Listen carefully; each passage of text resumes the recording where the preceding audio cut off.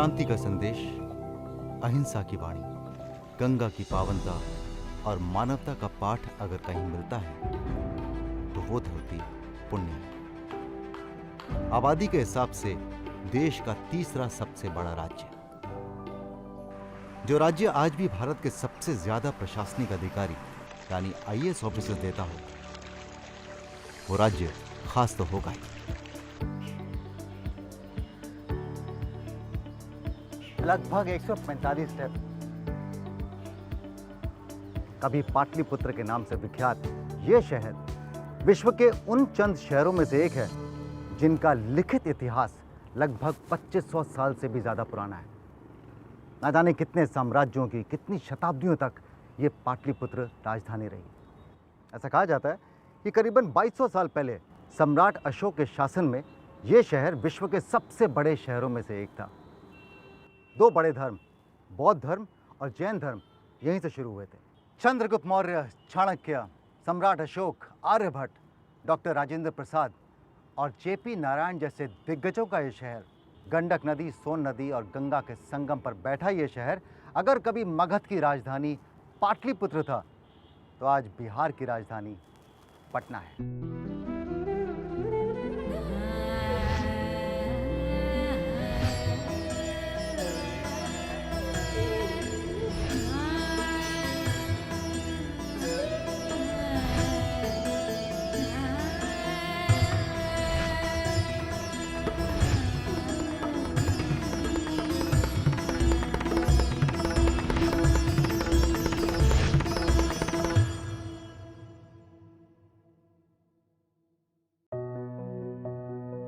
इस कड़ी में देखूंगा 200 साल से भी ज्यादा पुराना, बिना खंभों के खड़ा शानदार गोलघर। जाऊंगा एक ऐसे पुस्तकालय जहां पर पाई जाती हैं दुर्लभ पांडुलिपियां। सलाम करूंगा उन बिहार के सपूतों को जिन्होंने आजादी का परचम लहराने के लिए अपनी जान की दी कुर्बानी। चखूंगा स्वाद भट्टी में सिकी लिट्टी और गर्म गर्म चोखे का। गंगा के घाट पर गंगा की कहानी, लोगों की जुबानी। तो माता के पास आने के बाद सबको शांति मिलती है।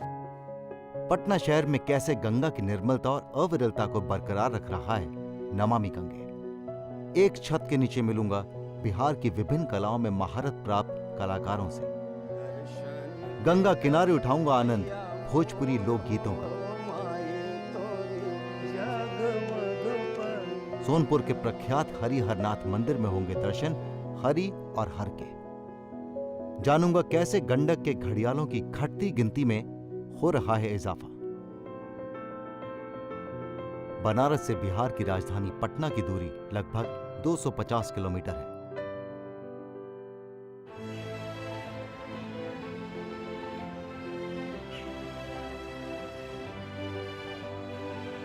सत्रह सौ 1770 में भारत में अकाल पड़ा, सूखा पड़ा और उस अकाल का सबसे ज्यादा प्रभाव बिहार और बंगाल पे पड़ा। तकरीबन 1 करोड़ लोग उस अकाल का शिकार हो गए। उस समय भारत में अंग्रेज़ों की हुकूमत थी।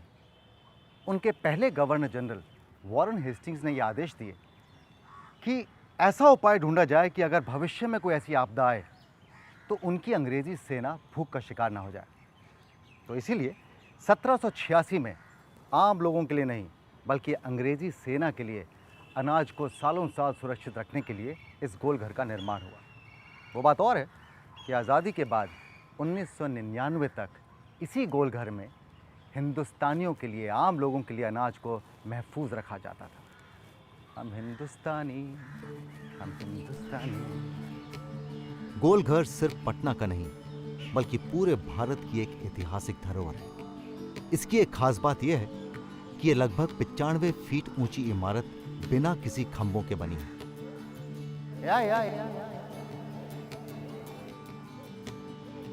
ये जो तजुर्बा है अंदर जाकर खड़े होने का, ये आपको सिर्फ यहीं मिल सकता है।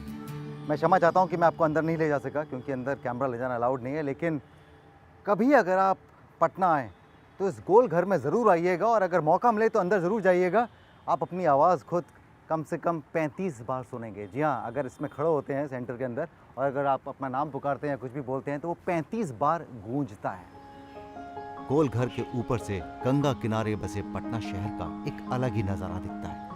तभी तो ये अंग्रेजों द्वारा बनाई गई इमारत आज भी सैलानियों का एक मुख्य आकर्षण है।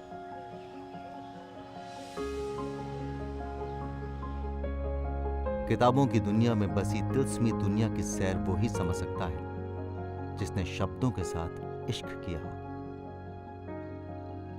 वो पलटते पन्नों की खुशबू, वो कल्पनाओं के मंजर। By an act of parliament an institute of national interest घोषित गंगा के किनारे बनी खुदा बख्श लाइब्रेरी इतिहास का खजाना है, जहां आपको दुर्लभ पांडुलिपियों को देखने का एक नायाब एहसास मिलेगा। ये इमारत पुस्तक प्रेमी खुदा बख्श का कभी घर हुआ करता था, जिसको उन्होंने इस लाइब्रेरी बनने के लिए दान कर दिया था। क्या सोच रहे हैं कि मैं क्या कर रहा हूं? अजी पुस्तक पढ़ रहा हूं। पुस्तकें ज्ञान का भंडार होती हैं। जब हम किसी को पुस्तक दान देते हैं तो हम किसी को ज्ञान का वाहन दान में देते हैं। मैं इस समय जिस ऐतिहासिक पुस्तकालय में बैठा हूं, उस पुस्तकालय के पीछे एक बहुत खूबसूरत कहानी है।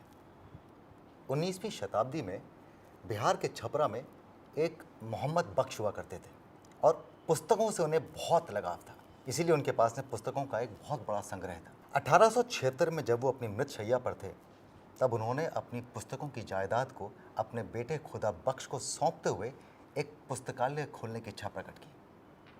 जब बेटे को पुस्तकालय का ये भंडार मिला, तब उसने पुस्तकों के इस संग्रह को और बढ़ा दिया और 1891 में इसे एक पुस्तकालय बनाकर जनता को समर्पित कर दिया। उस समय इस पुस्तकालय में 4000 मैन्यूस्क्रिप्ट्स थी, यानी पांडुलिपि थी। अब पांडुलिपि क्या होती है? पांडुलिपि वो दस्तावेज होते हैं जिन्हें या तो कोई एक व्यक्ति या अनेक व्यक्ति हाथों से लिखते हैं। अच्छा मैम, इस लाइब्रेरी की सबसे खास बात क्या है? इसकी ख़ास बात यहाँ की पांडुलिपियाँ हैं। उसमें ख़ास इम्पोर्टेंट जो है वो तारीख़ी ख़ानदान तैमूरिया है, जिसको ताला दर ताला में रखा जाता है। तैमूर से लेके अकबर के ज़माने तक की उसमें पूरी हिस्ट्री बयान की गई है पेंटिंग्स के ज़रिए। मैं थोड़ी सी कुछ झलकियाँ दिखाती हूँ उसमें। ये इतनी कीमती चीज़ डॉक्यूमेंट आप देख रहे हैं, शाहजहाँ की राइटिंग है ये। शाहजहाँ का ऑटोग्राफ? बिल्कुल ऑटोग्राफ है ये ओरिजिनल नहीं है, ये इसका सैंपल है। ये देखिए तंजावुर आर्ट है। ये देखिए, प्योर गोल्ड यूज़ किया गया है इसके अंदर। असली जो मोती होते हैं, पत्थर होते हैं, उनसे ये कलर्स तैयार किए जाते थे। इसको अपने हाथ में रखना ही यूनिक एक्सपीरियंस है। और आज की तारीख में यहाँ पर 20,000 से ज़्यादा पांडुलिपियाँ हैं, अरबी, फ़ारसी, उर्दू, हिंदी, संस्कृत, टर्किश लैंग्वेजेस में। और इसको देखने के लिए दुनिया भर से लोग रिसर्चेस के लिए आते हैं। आप जानते हैं पांडुलिपि अगर आपसे कुछ कहेगी तो वो क्या कहेगी? पांडुलिपि अपने पढ़ने वालों से अक्सर ये कहती है कि मुझे जल से, तेल से और ढीले बंधन से बचाना, मुझे किसी मूर्ख के हाथ में कभी ना थमाना। Good, very nice. ये मैंने नहीं लिखा है, मैं कहीं पढ़ा था मैंने। सबसे पुरानी या सबसे ज़्यादा कीमती कोई मैन्युस्क्रिप्ट अगर होगी यहाँ पे, तो वो आपकी नज़रों में कौन सी होगी? हमारे यहाँ सबसे पुराना जो है वो तो एक हिरन की खाल पे लिखा हुआ कूफी स्क्रिप्ट में कुरान है। That is the oldest one. ताज्जुब की बात ये है कि ये आज तक बची है। नहीं, हमारा वैसे अपना प्रिजर्वेशन लैब भी है यहाँ पर। तो हमारी लाइब्रेरी ने ये स्पेशल काम किया है कि यहाँ पर जो ऐसे रेयर मैन्युस्क्रिप्ट्स हैं, बहुमूल्य पांडुलिपियाँ हैं, उनको हम लोग पब्लिश कर देते हैं। इसमें ये बड़ी सुंदर पोर्ट्रेट है जोधाबाई की, ये देखें। हैरत अंगेज़ है, ये मुझे नहीं मालूम था कि मेरा तजुर्बा ऐसा होने वाला है। अब समझ में आया आपको कि मैं यहाँ इस पुस्तकालय में क्यों हूँ और क्यों ये एक ऐतिहासिक पुस्तकालय भी है और एक बहुमूल्य बेशकीमती खजाना भी है। आगे है, याद करूंगा उन शहीदों को जिन्होंने किशोर अवस्था में देश के लिए दी कुर्बानी। लूंगा स्वाद एक ऐसे लिट्टी चोखे का जो पटना में ही नहीं बल्कि विदेश में भी बना रहा है अपनी जगह। देखूंगा मां गंगा के लिए लोगों का प्यार और नमामि गंगे के प्रयास। हूंगा अवगत बिहार की तरह तरह की कलाओं से और गंगा के घाट पर जमेगी महफिल भोजपुरी लोकगीतों की। वाह उस्ताद वाह। जिन्हें न मोहब्बत थी तख्त से और ना था डर तख्त का, जिनके लबों पर ना थी फरियाद जिंदगी की और ना था खौफ खाक होने का, उन्हीं परवानों की जीती हुई आज़ादी में आप और हम आज 75 सालों से सांस ले रहे हैं और आज आज़ादी का अमृत महोत्सव मना रहे हैं। आंख बंद कर अनुमान कीजिए 11 अगस्त 1942 का दिन। भारत छोड़ो आंदोलन अभी शुरू ही हुआ था कि 7 नवयुवक, जिनमें से एक सेकेंड ईयर का छात्र, एक 12वीं कक्षा का छात्र, 3 11वीं कक्षा के छात्र और 2 अपनी मैट्रिक की पढ़ाई कर रहे थे। इन 7 नवयुवकों ने तय किया कि वो पटना के पुराने सचिवालय पर जाकर भारत का तिरंगा फहराएंगे। और इसी कोशिश में अंग्रेज़ी हुकूमत के सैनिकों ने उन्हें गोलियों से भून दिया। ज़रा सोचिए, इतनी कम आयु में देश प्रेम का कितना बड़ा जज्बा था इनमें। मैं यहाँ पटना में उन्हीं के स्मारक पर भारत के इन 7 सपूतों के बलिदान को सलाम करता हूँ।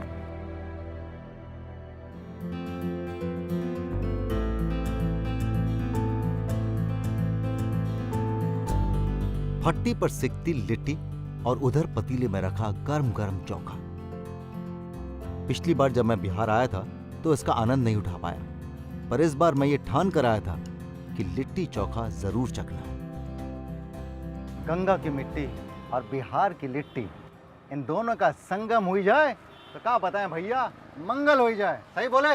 अच्छा बोले, अच्छा बोले ना। अच्छा बोले। अब ये बताइए कि क्या बात है कि लिट्टी चोखा और बिहार का इतना गहरा नाता है। ये नाता बहुत सदियों पुराना है जी। बिहार और लिट्टी चोखा का। हाँ। और ये बिहार ही नहीं, ये नाता अब बहुत दूर दूर तक जुड़ने जा रहा है। हाँ इंडिया से बाहर भी जोड़ दिए हैं। एग्जैक्टली। मैं आपको बताऊं एक बात कि इस लिट्टी चोखे का स्वाद सिर्फ पटना में नहीं है, फिलीपींस में है, सिंगापुर में है। ये सिंगापुर और फिलीपींस कैसे पहुंच गए? दिल्ली में फूड फेस्टिवल हुआ करता है जी। वहाँ से जो सेलेक्ट होते हैं लोग, हाँ। वो इंटरनेशनल लेवल पे फूड फेस्टिवल में भाग ले सकते हैं। बहुत बढ़िया। 2 बार सिंगापुर, 1 बार फिलीपींस। देखिए भैया, सिर्फ हिंदुस्तानी नहीं, बाहर के लोग भी इसको पसंद करते हैं। मेरे मुंह में पानी आ रहा है, मैं बोल नहीं पा रहा हूँ। ये मुझे एक बना के खिला दीजिए ना। अच्छा, ये बनता गेहूं के आटे का है? गेहूं के आटे हैं, इसके अंदर चने की सत्तू। ये तो बड़ा सेहत वाला भी होगा मामला। हाँ, हेल्दी तो है सर। अरे वाह। और टेस्टी भी है। देसी घी में मारा इसने एक छलांग। ये आलू है या आलू, बैंगन? बैगन, टमाटर। ये क्या है?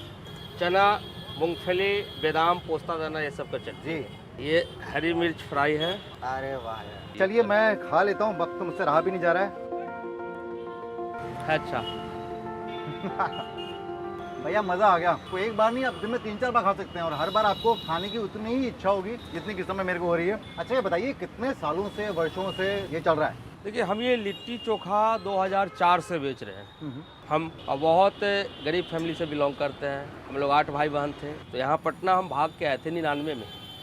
और उसके बाद मैंने होटल में नौकरी किया, प्लेट धोया, फिर झाल मुढ़ी बेचा। उसके बाद कुछ मेला लाइन में जो है लिट्टी वगैरह का स्टॉल लगाया। तो इतना डिमांड मेरे लिट्टी का हुआ कि हर एरिया में हमको काउंटर देने पे मजबूर होना पड़ा। देखा आपने, कहते हैं ना, हिम्मत मर्दे तभी मदद खुदा। सफलता का उदाहरण हम जैसे लोग नहीं है, ये है सफलता का उदाहरण। गंगा के बारे में हमने ऋषियों की वाणी सुनी और कुछ अपनी भी सुनाई, पर अगर गंगा को गंगा प्रेमियों से नहीं सुना तो बात अधूरी है। गंगावरी गोदावरी तीरथ में प्रयाग, माता बरी कौशल्या जहाँ राम लियो अवतार। गंगा की महिमा अपरंपार है, सर्वोत्तम घाट है, तभी तो गंगा आरती होती है। सबसे मनमोहक और सुंदर दृष्टि और शांति मिलती है। हमको ऐसा लगा कि हम पटना में हैं ही नहीं, गोवा या कहीं बीच पे आए हुए हैं। इतना सुंदर लगा। अब तो शौक से लोग आते हैं, मॉर्निंग में वॉक करते हैं, शाम में तफरी के लिए आते हैं। बच्चे बराबर जिद करते हैं कि चलिए घाट चलिए। जब ये नहीं बना हुआ था तो मतलब समझिए तो पटना में कोई घूमने का जगह नहीं था। पहले तो लोग आना नहीं चाहते थे, इतना गंदगी रहता था, इतना डेंजरस था। मतलब कि कोई आए तो मतलब कि स्लिप करके, ऊपर रास्ता सही नहीं था यहाँ पर। ज़्यादातर कचरा भरा हुआ रहता था, घूम मतलब जा नहीं सकते हैं। नमामि गंगे से ये मैं देख रहा हूँ, पूरे घाट पर सफाई सुथरा बड़ा दुरुस्त होता है। पहले से अब का बहुत विकास हुआ है। आज भी हम इधर आते हैं तो जरूर इस घाट पे आते हैं और इस पे हम घूमते हैं। तो माता के पास आने के बाद सबको शांति मिलती है और खुशी भी मिलती है।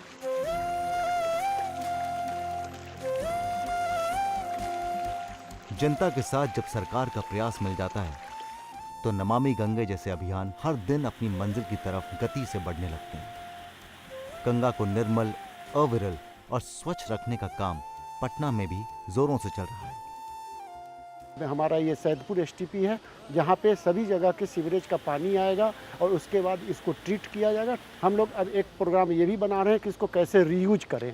अगर रीयूज करने के लिए डीपीआर फाइनल स्टेज में है तब इरिगेशन या किसी अन्य काम में इसको यूज करेंगे। पटना में 4 एसटीपी का निर्माण कराया गया है, जिसमें सैदपुर है, बेऊर है, करमलीचक है और दिग्घा कंकड़बाग नेटवर्क है। पटना में करीब 9 बड़े नाले से और अन्य छोटे छोटे घरों से पानी जाता था। उसके लिए पूरे शहर में नमामि गंगे का नेटवर्क बिछाया जा रहा है और हम लोग की कोशिश है कि 2033 तक यहाँ 60 MLD जो फाइनल हम लोग का डिज़ाइन है उसमें हम पूरे के पूरे पानी को लें और गंगा को निर्मल कर लें। ये हमारे पास आपको पानी आया जो गंदा है, इनलेट से आया, और हम लोग के यहाँ ट्रीट होने के बाद देखिए कितना स्वच्छ पानी निकल रहा है।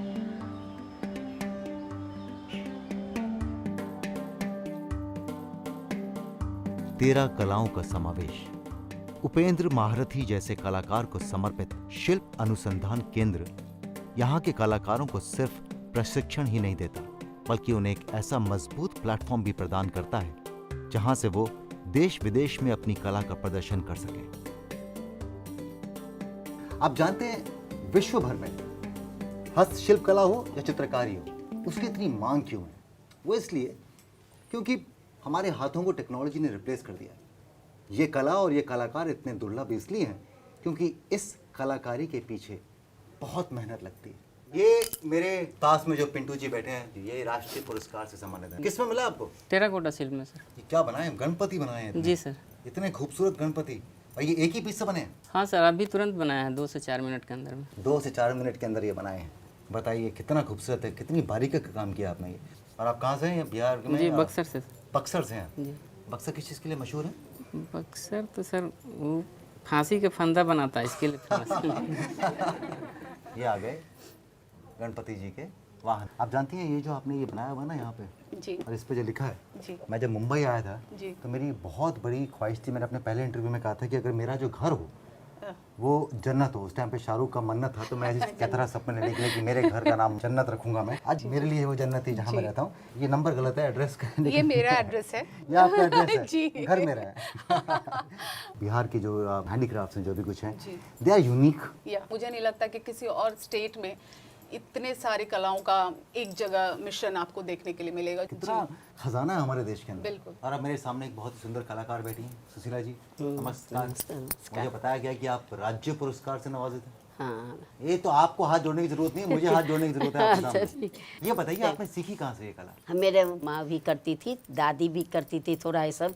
तो आप किसी बड़े से कॉलेज में नहीं गए या किसी नहीं, कहीं कहीं ना, हम नहीं? अपना दिमाग से निकालते हैं। तो इस कला को क्या कहते हैं? Applique work. Applique work. तो एक मेरे साथ में बिजनेस डील करेंगे? हाँ, एकदम एक से एक बनाएंगे और दिल खुश हो जाएगा। पार्टनरशिप में काम करेंगे? अच्छा, आप सब आप ही रखिएगा, आपको खाली मेहनत रहेगा। ये है, देखिए खूबसूरती। आसपास में देख रहा हूँ बहुत सारे खिलौने भी पड़े हैं यहाँ पे। ये आर्ट क्या कहलाती है? ये कास्ट कला है। कास्ट कला। तो ये लकड़ी से बना हुआ? ये लकड़ी से बना हुआ है। ये लगभग 300 साल पुरानी ये मेरी कला है। जब आपका छोटा बच्चा आपको ऊपर परेशान कर रहा हो तो उसके ऊपर जाके घुमाया करिए ऐसे। ये तो दूर से देख के आप पहचान सकते हैं कि कितनी खूबसूरत मधुबनी आर्ट है। मैंने मधुबनी पेंटिंग में ये आर्टिफिशियल ज्वेलरी का मैंने एक्सपेरिमेंट किया है जी। और ये बहुत ज़्यादा डिमांड में है। ये पटना सिटी का फोक आर्ट है सर, और ये एनामल पेंट से बनता है। इसको टिकली पेंटिंग कहते हैं। ये प्रॉपर पटना, जैसे मधुबनी के नाम से ये पटना का आर्ट है। बताइए खुशबू जी, आपके इस पेंटिंग में आपकी कला की खुशबू बहुत जोरों से आ रही है। Thank you sir. बहुत बहुत शुक्रिया। देखिए, जिस शहर का इतिहास 2500 साल पुराना, तो वहाँ कितनी संस्कृति होगी, कितनी कला होगी। हर जंगल पहाड़िया में कुहू के कोयलिया,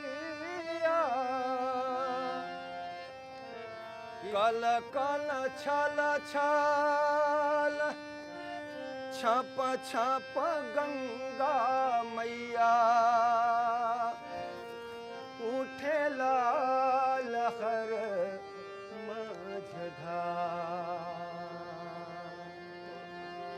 हियवा में बसेला हिलोर हो माई तोरी, जगमग पनिया, जगमग पनिया हो, जगमग पनिया, हियवा में बसेला हिलोर हो माई तोरी, जगमग पनिया। दर्शन दे द मैया मोर हो माई तोरी, जगमग पनिया। आगे जानूंगा पौराणिक इतिहास सोनपुर के हरिहरनाथ मंदिर का और देखूंगा कैसे तेजी से विलुप्त होते घड़ियालों को गंडक नदी में पुनः स्थापित किया जा रहा है। पटना से 1 घंटे की दूरी पर है गंगा और गंडक के संगम पर बसा सोनपुर, जहां हर वर्ष लगता है एशिया का सबसे बड़ा पशु मेला। कार्तिक पूर्णिमा को लगने वाला ये मेला 32 दिनों तक चलता है। सोनपुर में ही आस्था और भक्ति का संगम श्री हरिहरनाथ मंदिर भी है। श्री हरिहरनाथ मंदिर, जहां मानने वालों के लिए एक ही विग्रह में हरि भी मिल जाते हैं और हर भी मिल जाते हैं। नमस्कार। तो कितना प्राचीन है ये मंदिर? पौराणिक काल से पूर्व का है। पौराणिक काल से पूर्व का? पूर्व का है। अच्छा। यहाँ श्रीमद् भागवत महापुराण में चर्चा है।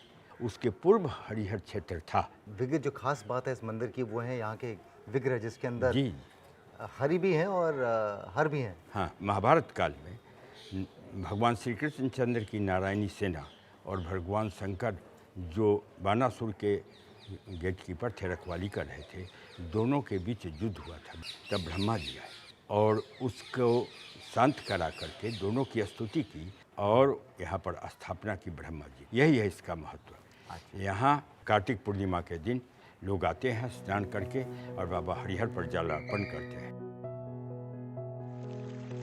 गंडक नदी मध्य नेपाल से उत्तरी भारत की तरफ बहती है। इसको भारतीय सीमा तक नारायणी के नाम से जाना जाता है और ये लगभग 765 किलोमीटर लंबे रास्ते से गुजरकर सोनपुर में गंगा में जाके मिलती है। पुराणों में कहा गया है कि मां गंगा का वाहन मकर है, पर विडंबना तो देखिए, गंगा से वही मकर और घड़ियाल धीरे धीरे लुप्त होते जा रहे हैं। स्थिति इतनी चिंताजनक है कि अब यहाँ गंडक नदी में इन घड़ियालों का संरक्षण किया जा रहा है। ये दुनिया विभिन्न किस्म के लोगों से बनी है, जहाँ एक और कुछ लोग ऐसे हैं जो हालातों को दोष देते हैं, वहीं दूसरी ओर कुछ लोग ऐसे हैं जो हालातों को बदलकर सफलता का नया अध्याय लिखते हैं।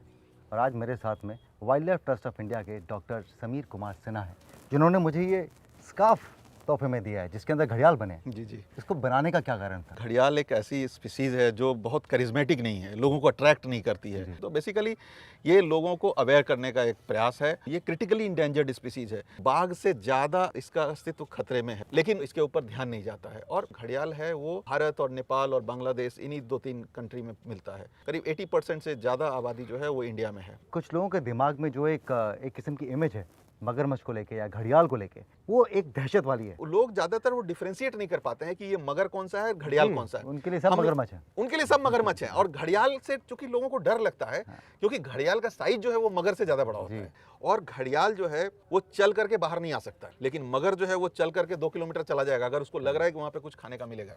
और घड़ियाल सिर्फ मछलियों को खाता है, तो जिस नदी में मछलियां ज्यादा होंगी वहां रहेगा। तो आप अगर ओवरऑल देखें तो जो नदी का जो हेल्थ है ये इसका इंडिकेटर है। और ये एक ऐसी स्पीसीज है जो न सिर्फ नदी बल्कि इसके नदी के किनारे जो हैं उसके हेल्थ को भी दर्शाती है, क्योंकि अंडा देने के लिए इसको रेत के ऊपर आना है। घड़ियाल को साफ पानी के साथ साथ साफ रेत भी चाहिए। और कोई खास वजह है कि इस एरिया में ज्यादा घड़ियाल क्यों पाए जाते हैं, अगर मैं पूछूं आपसे तो? नदी के बीच में बालू का, रेत का जो टीला बनता है, घड़ियाल उसके ऊपर आकर के बास्किंग करता है, धूप सेकता है। वो धूप सेकने की जगह सबसे जरूरी है रेप्टाइल्स के लिए, और डिस्टर्बेंस कम हो, फिशिंग प्रैक्टिसेस कम हो, तो घड़ियाल वैसे जगहों पे आकर के। और ये सारे पहलू यहाँ सोनपुर में बिल्कुल पहली बार 2010 में जब अध्ययन किया गया तो मात्र 15 घड़ियाल मिले थे। 15 घड़ियाल से तो ये गंडक का पॉपुलेशन सर्वाइव नहीं करेगा, तो इसका स्ट्रेंथनिंग के लिए हमको पॉपुलेशन अलग से डालना पड़ेगा। तो पटना में संजय गांधी जैविक उद्यान है, वहाँ पे घड़ियालों का स्टॉक था हमारे पास अवेलेबल। वहाँ से हमने 30 घड़ियाल यहाँ पर ला करके छोड़े। 30 घड़ियाल छोड़ करके जब हम लोगों ने इसका सर्वे, उसकी मॉनिटरिंग शुरू की, तो उसके बाद हम लोगों ने देखा कि इसके अंडे देने के स्थान हम लोगों को पता चले। सबसे इंपॉर्टेंट है जो नदी के किनारे लोग जो रहते हैं, जो दिन भर घड़ियाल के साथ रह रहे हैं, तो हम लोगों ने उनको जोड़ा अपने साथ, और बेसिकली वही हमको बताते हैं कि घड़ियाल कहाँ ज्यादा दिख रहा है। आज हमारे जितने भी नेस्ट हैं वो लोकल लोग बचाते हैं, और लास्ट ईयर हमने 125 बच्चों को रिलीज किया गांव वाले के सहयोग से। अभी हमारे पास 250 से ज्यादा घड़ियाल हैं। यहाँ पहले सिर्फ 15 मिले थे आपको? यहाँ 15 मिले थे, और सबसे महत्वपूर्ण बात है कि ये चंबल के बाद सेकंड लार्जेस्ट पॉपुलेशन है। बहुत अच्छा काम कर रहे हैं आप डॉक्टर सिन्हा। उम्मीद करता हूँ कि अगले साल जब वापस आए या अगले से अगले साल वापस आए तो 250 नहीं, कम से कम 1000 हमें यहाँ घड़ियाल मिले। जल है तो जीव है, जीव है तो जीवन है, और जीवन है तो आप और हम हैं। तो यहाँ गंडक नदी के घाट पर मेरा पटना और सोनपुर का सफर समाप्त होता है। लीजिए इस बार लिट्टी चोखा भी चख लिए। क्या सटीक बात कही थी ना उस सज्जन पुरुष ने जिन्होंने मुझे लिट्टी चोखा चखाया था। हालात कभी खराब नहीं होते, हालात गलत नहीं होते, हालात रहते हैं। अच्छा आप ही मुझे बताइए, आपने ऐसी कितनी सफलता की कहानियाँ सुनी हैं जिसकी शुरुआत मुंह में सोने की चम्मच के साथ हो। आप सोचिए, मैं चलता हूँ। अगले एपिसोड में दोबारा आपके सामने हाजिर होऊंगा, लेकिन ये उम्मीद लिए जा रहा हूँ कि मैं और आप कभी अपनी असफलता के लिए हालात को दोषी नहीं ठहराएंगे, बल्कि अपने अंदर का दोष ढूंढकर उन्हीं हालातों में सफलता की एक नई कहानी लिखेंगे। क्या कहते हैं? गुड नाइट, शब खैर।